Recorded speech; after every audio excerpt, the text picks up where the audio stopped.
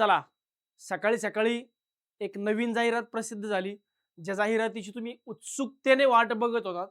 आणि सगळ्यात महत्त्वाचं त्या जाहिरातीमध्ये सगळ्यात चांगली गोष्ट अशी आहे, की महाराष्ट्रासाठी 266 प्लस जागा आहेत, ज्या यावर्षीच्या हिशोबाने हायेस्ट एव्हर व्हॅकन्सीज आहेत. मागच्या नोटिफिकेशनमध्ये पण एवढ्या जागा आर-बी-आयच्या महाराष्ट्रासाठी नव्हत्या. मागच्या नोटिफिकेशनमध्ये 101 जागा फक्त मुंबई रिजनसाठी होत्या. यावेळेस मात्र मुंबई ऑफिससाठी जवळपास 266 जागा आहेत. त्यामुळे एक आनंदाची बातमी आहे आणि एक चांगली बातमी महाराष्ट्रातल्या बँकिंगची तयारी करणाऱ्या विद्यार्थ्यांसाठी. कारण नॅशनलाइज बँकांची तयारी करण्यापेक्षा मुलं आर-बी-आयला प्रेफर करतात. त्याच्यामागचं रिझन असं आहे की सबसिडरी बॉडी आहे. पब्लिक कॉन्टॅक्ट ऑलमोस्ट नसतोच, म्हणजे नसल्यातच जमा आहे, नसतोच पब्लिक कॉन्टॅक्ट. मुंबई सारख्या ठिकाणी किंवा नागपूर सारख्या ठिकाणी जॉब मिळतो. त्यामुळं ओव्हरऑल मुलांचा पहिला जो प्रेफरन्स असतो तो आर-बी-आयला आहे. तर या व्हिडिओच्या माध्यमातून इत्यंभूत माहिती आपण याबद्दल घेऊया. तुम्हाला माहिती, जेव्हा मी व्हिडिओ बनवतो तेव्हा मी माहिती अशी देतो जी एक तो ऑथेंटिक असते आणि दुसरी महत्वाची असते. कारण माहिती, जाहिरात जी आहे, जाहिरातीचं नोटिफिकेशन बनवणं म्हणजे व्हिडिओ बनवणं ही एक कंप्लीट गोष्ट आहे. पण जाहिरातीतले प्रत्येक बारकावे बघून कोण भविष्यात सिलेक्ट होऊ नये, रिजेक्ट होऊ शकतो किंवा एखाद्या कॅन्डिडेट नेमका पुढे भविष्यात कुठे अडकू शकतो, हे आतापासून जर क्लिअर असेल तर मला असं वाटतं की अप्लाय करायला अडचण येणार नाही आणि पुढे भविष्यात झालेल्या सिलेक्शनमध्ये कुठलीही अडचण येणार नाही. यापूर्वी पण मी जेव्हा आर-बी-आय बद्दल व्हिडिओ बनवला होता एक 10 दिवसापूर्वी, तेव्हाही सांगितलं होतं की बाबा कॅटेगरीच्या संदर्भात एकदम नीट राहत चला. ज्या कॅटेगरीतून अप्लाय करताय त्याचे डॉक्युमेंट्स तुमच्याकडे प्रॉपरली असले पाहिजे. तर या व्हिडिओच्या माध्यमातून त्याबद्दल सुद्धा आपण जाणून घेऊया. सगळ्यात पहिल्यांदा व्हॅकन्सीजचा टेबल जर तुम्ही बघितला तर बघा, मुंबईचे वेगवेगळे ऑफिसेस आहेत. यामध्ये महाराष्ट्रात बघा 2 ऑफिसेस आहेत, एक मुंबई आणि दुसरं नागपूर. आर-बी-आयचे जेवढे ऑफिसेस आहेत, आर-बी-आयचे ऑफिसेस, तर आर-बी-आयच्या ऑफिसेसमध्ये महाराष्ट्रात 2 ऑफिसेस आहेत. एक मुंबईचं ऑफिस, एक नागपूरचं ऑफिस. मुंबईसाठी जर तुम्ही बघितलं तर या 249 जागा आहेत ज्या रेग्युलर व्हॅकन्सीच्या आहेत. त्यानंतर पीडब्ल्यू आणि एक सर्व्हिस म्हणजे असे एकूण मिळून या 24 व्हॅकन्सी. सोबत जर तुम्ही नागपूरमध्ये बघितलं तर नागपूरमध्ये एकूण 17 व्हॅकन्सीज आहेत, टोटल व्हॅकन्सीज. आणि या आणखी एक्स्ट्राच्या 3 म्हणजे एकूण 20 व्हॅकन्सीज. म्हणजे मुंबईसाठी आणि नागपूरसाठी 2 वेगवेगळ्या ऑफिसेससाठी तुम्ही अप्लाय करू शकता. आता अप्लाय करताना मी पूर्ण समजा मला अहमदाबादमधून अप्लाय करायचं, बेंगलोरमधून, असं असं मी मल्टिपल ऑफिसेसला अप्लाय करू शकतो का? तर नाही, तुम्ही कुठल्याही एकाच ऑफिसमधून अप्लाय करू शकता, एकाच ऑफिसमधून. बर, सोबत या व्हॅकन्सीजचा विचार जर केला तर हे बघा, कॅटेगरीज वाईज व्हॅकन्सी. जनरल साठी 144, ईडब्ल्यू साठी 24, ओबीसी साठी 25, एससी साठी 2 आणि एसटी साठी 54 व्हॅकन्सीज आहेत. आता एखादा मुलगा म्हणला, सर मी एसटी ला बिलॉंग करतो, मला 3च व्हॅकन्सीज आहेत, कारण या 2 रेग्युलर मधल्या आणि एक बॅकलॉगची 3 व्हॅकन्सीज आहेत. पण जर मी जनरलचा कट ऑफ क्लिअर केला तर मी जनरल मधून एलिजिबल होईल का? हो. पण त्या केसमध्ये तुम्ही रिझर्वेशन मध्ये एज रिलॅक्सेशन घेतलेलं नसावं. जर तुम्ही एज रिलॅक्सेशन घेऊन तुम्ही कॅटेगरीतून अप्लाय करताय तर मग तुमचं सिलेक्शन फक्त तुमच्या कॅटेगरीतून होईल. पण जर तुम्ही एज रिलॅक्सेशन न घेता तुम्ही अप्लाय करताय डायरेक्टली, समजा तुम्हाला 50% वर मार्क आहेत आणि तुम्ही एज रिलॅक्सेशन पण नाही घेतलं, तरच तुम्ही जनरल मधून अप्लाय एलिजिबल आहात. अदरवाईज तुम्ही तुमच्याच कॅटेगरीतून एलिजिबल आहे, ही गोष्ट तेवढीच लक्षात ठेवा, महत्वाची गोष्ट आहे. बर, पुढचा मुद्दा असा आहे की यासाठी कोण कोण एलिजिबल आहे. तर बघा, एलिजिबिलिटी क्रायटेरिया असा आहे की तुम्ही कोणत्याही शाखेचे पदवीधर असावात आणि तुम्हाला कमीत कमी 50% मार्क्स असले पाहिजे. 50%. जर तुम्ही जनरल, ईडब्ल्यूएस आणि ओबीसी कॅटेगरीतून बिलॉंग करताय तर जनरल, ईडब्ल्यूएस आणि ओबीसी कॅटेगरीसाठी एनी ग्रॅज्युएट विथ 50% मार्क. पण जर तुम्ही एससी, एसटी आणि पीडब्ल्यूडी कॅटेगरीतून बिलॉंग करता तर मग तुम्हाला पास पण चालेल, मग तुम्हाला कुठल्याही टक्केवारीची अट नाही. त्यानंतर कम्प्युटरचं एक बेसिक सर्टिफिकेट जे आहे तुमच्याकडे असावं, computer literacy certificate.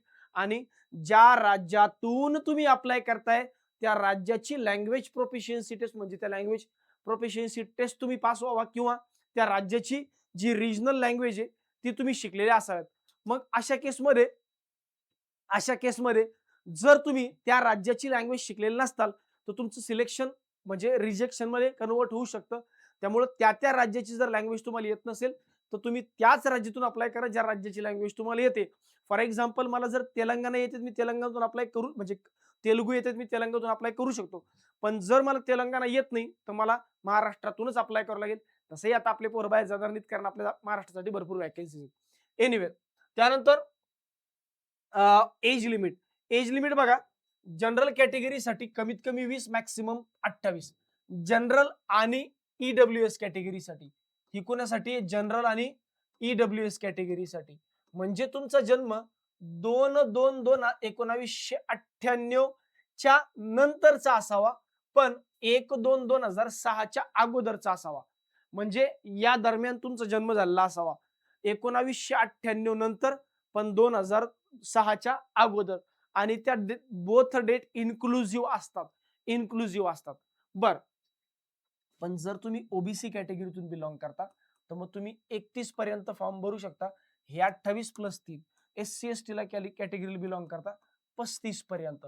PWD कॅटेगरीला belong करता तर मग मिनिमम 10 वर्ष आणि 15 वर्षांपर्यंत म्हणजे कसं 28 आणि 10 38 किंवा 28 हे 10 38 आणि हे 3 41 किंवा 28 आणि 10 38 आणि हे 5 43 म्हणजे तुम्ही तुमच्या कॅटेगरीचं रिझर्वेशन पण घेऊ शकता पीडब्ल्यूडी कॅटेगरीला. त्यानंतर एक सर्व्हिसमॅन साठी +3 सर्व्हिस +3 वर्ष म्हणजे सर्व्हिस झाल्यानंतर 3 वर्षांपर्यंत. जर तुम्ही विडो डायव्हर्स विमेन असताल तर अप टू 35 किंवा 40 पर्यंत तुम्ही हा फॉर्म भरू शकता. तर अशा पद्धतीने एज लिमिटचा हा क्रायटेरिया आहे. त्यानंतर जसं मी अगोदरच सांगितलं की जर मला कुठल्या अदर स्टेटमधून फॉर्म भरता येईल का, तर नीट बघा. Candidates can apply for vacancy in one office only. Like तुम्ही you can either apply from Mumbai or Ahmedabad or Nagpur. पण तुम्ही कुठल्याही एकाच ऑफिस मधून फॉर्म भरू शकता.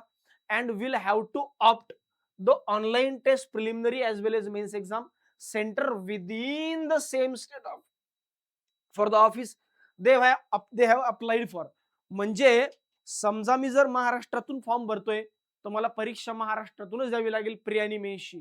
जर मला गुजरातमधून फॉर्म भरायचा तर मी गुजरातमधूनच परीक्षा देऊ शकतो. असं नाही की SBI सारखं मी फॉर्म गुजरातमधून भरला पण परीक्षा महाराष्ट्रातून दिली, असं करता येत नाही.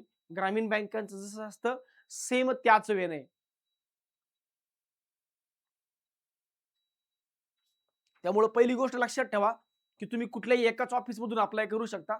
ऑफिस एकच अप्लाय करू शकता आणि ज्या स्टेटचं ज्या ऑफिस मधून तुम्ही अप्लाय केलंय, ज्या ऑफिससाठी तुम्ही अप्लाय केलंय ते ज्या स्टेटमध्ये येतं तिथूनच तुम्हाला एक्झाम देता येईल. बरं, for example candidate applying to Ahmedabad office can opt the centre only from the state of Gujarat. There are multiple registration. The last registration will be retained. समजा तुम्ही पहिल्यांदा वाटलं तुम्हाला गुजरातमधून फॉर्म मुंबईतून फॉर्म भरायचा आहे, नंतर तुम्हाला कळलं यार मुंबईतून खूपच फॉर्म आलेत, तुम्ही मग फॉर्म भरू शकलात, तुम्हाला भरायची इच्छा झाली, नको यार मी नागपूरहून फॉर्म भरतो, तर तुमचा पहिला फॉर्म रिजेक्ट होईल, नंतर शेवटी भरलेला फॉर्म ऍक्सेप्ट होईल असं त्यांचं म्हणणं आहे. त्यानंतर पुढे बघा, सिलेक्शन प्रोसेस सिंपल एकदम. एक्झामची डिफिकल्टी लेवल इझी असते, सिलेक्शन प्रोसेस सोपी असते. Pre exam, mains exam, language proficiency test, negative marking 1/4. पहिल्यांदा प्री एक्झाम होईल. प्री एक्झाम जे लोक क्वालिफाय करतील ते लोक मेन्सला जातील. नंतर मेन्स एक्झाम क्वालिफाय व्हा. मेन्स मधले लोक लँग्वेज प्रोफिशियन्सी टेस्टला जातील आणि लँग्वेज प्रोफिशियन्सी टेस्ट नंतर मग तुम्ही फायनल सिलेक्शन घेऊ शकता. दोन्ही एक्झामसाठी negative marking 1/4. Language proficiency test ही सगळ्यांची होते का? हो, लँग्वेज प्रोफिशियन्सी टेस्ट सगळ्यांसाठी असते. प्री एक्झामचा पेपर पॅटर्न कसा आहे? Same good as IBPS clerk किंवा same as IBPS clerk. English 30 question 30 mark 20 मिनिटं. क्वांट 35 क्वेश्चन 35 मार्क 20 मिनिटं. रिझनिंग 35 क्वेश्चन 35 मार्क 20 मिनिटं. हे जर मेन्स एक्झाम मध्ये गेलात तर इथं थोडासा एक बदल होतो की इथं कॅम्प्युटर नवीन ऍड झालंय. इथं जर तुम्ही बघितलं तर रिझनिंग, इंग्लिश, क्वांट, GA आणि कम्प्युटर प्रत्येकाचे 40 क्वेश्चन 200 मार्कांची एक्झाम. 40 क्वेश्चन 200 मार्कांची एक्झाम. क्वांट साठी 30 मिनिटं, रिझनिंग साठी 30 मिनिटं, इंग्लिश साठी 30 मिनिटं, GA साठी 25 आणि कम्प्युटर साठी 20 मिनिटं. अशा पद्धतीने 200 मार्कांची ही एक्झाम होते आणि या संदर्भात एकदम क्लिअर लक्ष असू द्या की या एक्झामची डिफिकल्टी लेवल ही कंपॅरेटिव्हली इझी असते. म्हणजे एसबीआय क्लर्कपेक्षा किंवा आयबीपीएस क्लर्कच्या लेवलची ही एक्झाम होते. त्यामुळे एक्झामच्या डिफिकल्टी लेवल बद्दल अजिबात ताण घेऊ नका. बिनधास्तपणे अप्लाय करून टाका. सर फायनल सिलेक्शन कशाच्या बेसिसवर होतं? तुम्ही मेन्स मध्ये मिळवलेल्या मार्कांच्या बेसिसवर.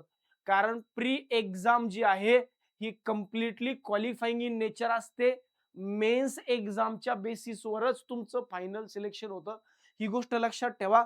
Base on mains exam merit list आणि जे लोक मेन्सला क्वालिफाय होतील ते नंतर लँग्वेज प्रोफिशियन्सी टेस्टला जातात आणि लँग्वेज प्रोफिशियन्सी टेस्ट नंतर डॉक्युमेंट व्हेरिफिकेशन आणि मेडिकल फिटनेस हा एक फॉर्मॅलिटीचा भाग आहे. अशा पद्धतीने सर जर मी आरबीआय मध्ये सिलेक्ट झालो तर मला काय पगार पाण्याचा विषय असेल तर बघा बेसिक पे तुमचं 29,000 च्या आसपास आहे आणि ऑलमोस्ट तुमची ग्रॉस सॅलरी जाते 58,000 एक्सक्लुडिंग हाऊस रेंट अलाउन्सेस आणि इतर कुठलेही.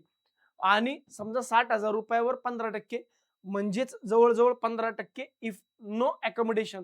म्हणजे जर तुम्ही आरबीआयच्या क्वार्टरमध्ये राहत असाल तर तुम्हाला एचआरए हाऊस रेंट अलाउन्सेस मिळत नाही. पण आरबीआयच्या क्वार्टर सोडून तुम्ही राहत असाल तर मग तुम्हाला तुमच्या सॅलरीच्या 15% हाऊस रेंट अलाउन्सेस जो आहे मिळतो. अदर अलाउन्सेस सुद्धा याच्यामध्ये असतात. जसं मेडिकल बेनिफिट आहे, हाऊसिंग लोन आहे, फेस्टिवल ऍडव्हान्सेस आहे, लिव्ह अँड फेअर कन्सेशन आहे, नॅशनल पेन्शन स्कीम, ग्रॅच्युइटी, हवाला सर्व पार्ट जो आहे. पार आरबीआय तुम्हाला चष्मा घ्यायला सुद्धा पैसे देते, पेपर बिल भरते, मोबाईल बिल भरते. हाऊस लोन घर घ्यायचं असेल तर तुम्हाला लोन घेण्यासाठी पैसे देते. फेस्टिवल ऍडव्हान्स असतात. दिवाळी आहे, दिवाळीला तुम्हाला पाहिजे बाबा मला पैसे पाहिजे, दिवाळी सेलिब्रेट करायची, सगळे ऍडव्हान्सेस तुम्हाला आरबीआय मध्ये. म्हणजे भारतामध्ये सगळ्यात चांगले जर बेनिफिट्स मिळत असतील तर त्यातलं एक वन ऑफ द चांगलं बेस्ट ऑर्गनायझेशन आहे रिझर्व्ह बँक ऑफ इंडिया. आणि कामाचा लोड कंपॅरेटिव्हली नॅशनलाइज बँकांपेक्षा कमी आहे. तर ऑफकोर्स बेनिफिट्स सुद्धा कंपॅरेटिव्हली जास्त आहे. सर मला फॉर्म भरायचा आहे तर मी फॉर्म मध्ये फॉर्मसाठी एक्झाम फीस किती आहे तर बघा जनरल ओबीसी आणि ईडब्ल्यूएस कॅटेगरीसाठी 450 रुपये plus 18% GST. SC ST PWD कॅन्डिडेटसाठी 50 रुपये प्लस जीएसटी. आरबीआयच्या सबस्टाफसाठी जे सध्या अटेंडंट म्हणून काम करतायत आणि जे इलिजिबल आहे आरबीआय ऑफिस असिस्टंटची एक्झाम देण्यासाठी तुम्हाला कुठलीही फीस नाहीये. बर कधीपासून फॉर्म चालू होतील? 16 फेब्रुवारी म्हणजे आजपासून फॉर्म चालू झालेत. 8 मार्च पर्यंत फॉर्म भरू शकता. प्री एक्झाम बद्दल अगोदरच सांगितलं होतं की 11 एप्रिलला प्री एक्झाम असेल, त्यानंतर 7 जूनला मेन्स एक्झाम. बाकी जर एखादा फॉर्म भरताना चुकला, काही जर माहिती मला भरायची राहून गेली भरली पण ती चुकीची आहे तर मी नंतर फॉर्म 200 रुपये भरून एडिट पण करू शकतो. पण ही एडिट विंडो जी आहे ही आफ्टर ऑनलाईन ऍप्लिकेशन नंतर ऍक्टिव्ह होते. बर आता हा झाला मुद्दा. तर हे बेसिक बेसिक तुम्हाला कुणी पण सांगेल. इथं पासून पुढचा जो मुद्दा आहे तो मोस्ट इम्पॉर्टंट आहे. तुम्ही भारतात कुठेही व्हिडिओ बघा, जर या विषयावर कुणी बोललं तर मला सांगा. या विषयावर बोलणारा मी एकटा व्यक्ती. त्याच्या मागचं रिझन असं आहे की बाबांनो मी अनुभवलंय खूप लोकांचं सिलेक्शन झाल्यानंतर पुढे अडचणी येतात आणि एवढे हजारो विद्यार्थी आम्ही बघितले. त्यामुळं त्यामुळं मोस्ट इम्पॉर्टंट गोष्ट आहे की ही पुढची गोष्ट कुणीही मिस करू नका. व्यवस्थित पद्धतीने ऐका. आता मुद्दा असा आहे की रिझर्वेशन. जर तुम्ही ओबीसी कॅटेगरीला बिलॉंग करताय तर तुमच्याकडे नॉन क्रिमिलियर सर्टिफिकेट असलंच पाहिजे. जर नसेल तर तुम्ही अप्लाय करू शकत नाही किंवा तुम्ही नॉन क्रिमिलियरच्या लिमिटमध्ये बसत नाही तर तुम्ही त्यासाठी इलिजिबल नाहीये. पहिला मुद्दा. ईडब्ल्यूएस कॅटेगरीचं इन्कम जे 8 लाखाच्या खालीच पाहिजे. 8 लाखाच्या वर असेल तर तुम्ही जनरल मधून अप्लाय करा. नॉन क्रिमिलियर मध्ये तुम्ही बसत नसताल ओबीसीच्या तुम्ही जनरल मधून अप्लाय करू शकता. पीडब्ल्यूडी कॅन्डिडेटला परमनंट सर्टिफिकेट पाहिजे. टेम्पररी जर तुमच्याकडे सर्टिफिकेट असेल तर सिलेक्शन होणार नाही. पुन्हा तुम्ही म्हणताल सर सांगितलं नाही. नीट ऐकून घ्या. मी तुम्हाला परत परत सांगतो या गोष्टी तुम्हाला कुठेही ऐकायला नाही भेटणार. म्हणून 4.5% रिझर्वेशन जे आहेत हे डिसेबल्ड एक्स सर्व्हिसमन साठी असतं. एक्स सर्व्हिसमन ही एक वेगळी कॅटेगरी आहे आणि डिसेबल्ड एक्स सर्व्हिसमन ही एक वेगळी कॅटेगरी आहे. तर हे वेगवेगळे रिझर्वेशन आहे लक्षात घ्या. त्यानंतर जर तुम्ही एससी किंवा एसटी कॅटेगरीला बिलॉंग करताय तर तुमच्यासाठी ही महत्वाची माहिती आहे. कॅन्डिडेट सिकिंग रिझर्वेशन एससी और ST shall have to produce certificate in prescribe for pro forma only mean for the appointment to post under the government of India from the designated authority indicating clearly the candidate caste, the act under 9 under which order 9 under which the caste is recognized SC or ST in appendix 6. म्हणजे आपल्या जे central government आहे, central गव्हर्नमेंटचं जे पूर्ण detail pro pharma आहे त्याच्यानुसार तुमचा जो कास्ट सर्टिफिकेटचा जो फॉर्मॅट असावा तो असला पाहिजे. इन शॉर्ट सेंट्रल ST किंवा सेंट्रल SC सर्टिफिकेट तुमच्याकडे असलं पाहिजे. पहिला मुद्दा. पण सर सेंट्रल किंवा स्टेट पैकी मध्ये काय फरक असतो? काही नाही. स्टेट जे आहे त्याच्यावर महाराष्ट्र लिहिलं असतं आणि सेंट्रल मध्ये गव्हर्नमेंट ऑफ इंडिया लिहिलं असतं. दुसरं काही नाही. हा तुम्ही नोटिफिकेशन मध्ये अपेंडिक्स 6 दिले, तिथे जाऊन तुम्ही तुमची कॅटेगरी बघू शकता किंवा तुम्ही तुमचं सर्टिफिकेट बघू शकता, त्या टाईपचा प्रो फार्मा बघू शकता. बर जर तुमची कॅटेगरी ही महाराष्ट्र राज्यात VJNT आहे फॉर एक्झाम्पल, पण ती केंद्रात ओबीसी मध्ये जाते, यासाठी केंद्र सरकारने एक वेबसाईट लॉन्च केली आहे. त्या वेबसाईटवर जाऊन तुम्ही बघा की तुमच्या कोणत्या कॅटेगरी कशात येतात. कधी कधी असं होतं की महाराष्ट्रात एखादी कॅटेगरी ST मध्ये आहे पण केंद्रात ती नाहीये, म्हणून अशा सिच्युएशन मध्ये ST कॅटेगरीच्या कॅन्डिडेटने आपली कास्ट tribal.nic.in मध्ये जाऊन तुमची कास्ट ST मध्ये बिलॉंग करते का, येस असेल तरच ST तून फॉर्म भरा, अदरवाईज जनरल मधून भरा.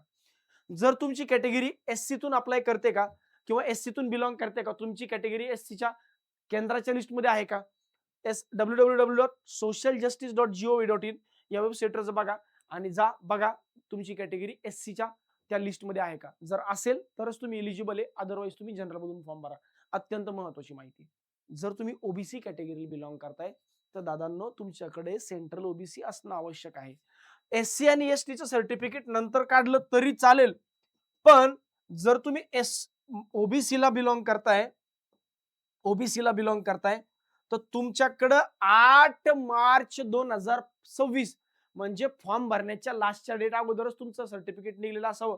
याबद्दल मी तुम्हाला अगोदरच सांगून ठेवलं होतं, परत माझ्या नावानं बोंब मारायची नाही.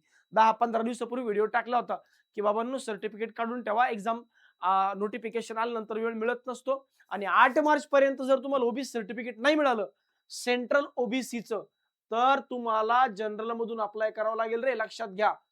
ओबीसीचं सर्टिफिकेट जर 8 मार्चच्या अगोदर नाही मिळालं तर जनरल मधून अप्लाय करावं लागेल.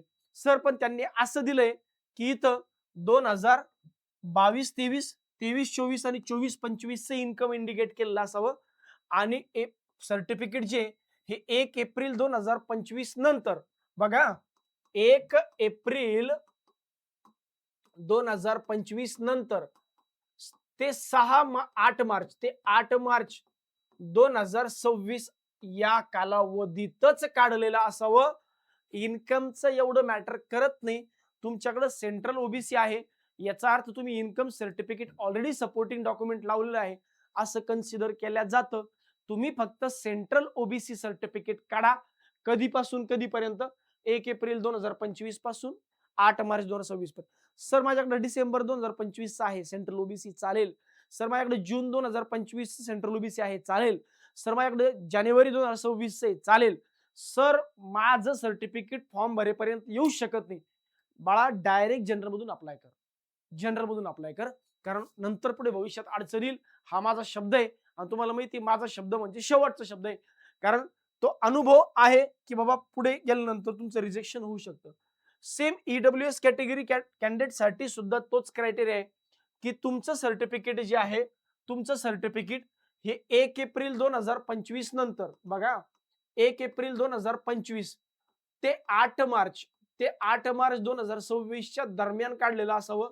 जर ईडब्ल्यूएस सर्टिफिकेट त्या दरम्यान काढलेलं नसेल तर तुमचं सिलेक्शनही कॅन्सल होऊ शकतं. म्हणून नीट ऐकून घ्या आणि व्यवस्थित माहिती घेतल्याशिवाय फॉर्म भरू नका. जर सर्टिफिकेट नाही निघालं तर मग तुम्हाला सुद्धा बाळांनो जनरल मधून अप्लाय करावं लागेल. कुठल्याही कॅटेगरीच्या सर्टिफिकेट मध्ये किंवा क्रायटेरिया मध्ये बळजबरी बसण्याचा प्रयत्न करू नका. उद्या व्हेरिफिकेशन झालं तर अडचणीत येताल. त्यामुळं जर तुम्ही नियमाने त्या सर्टिफिकेटच्या क्रायटेरिया मध्ये बसताय तर बसा, बिनधास्त घ्या, रिझर्वेशन घेतलंच पाहिजे.